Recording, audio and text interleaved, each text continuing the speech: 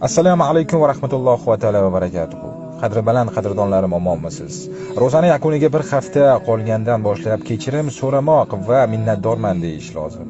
Shuning uchun men sizdan kechirim so'rayman va boringizga shukr deyman. Bu SMSni uzr so'rab, boringizga shukr demoqchi bo'lgan insonlaringizga jo'nating. Shunchaki ularning borligi uchun va menga ham jo'nating. Agar men ularni qatoriga kirsam, agar o'zingizga qaytsa marra sizniki, xayolingizda yo'q odamlarga ham jo'natib qo'yavering. Zero ular sizni eslashingiz va ularni yodda saqlayotganingiz sezsin.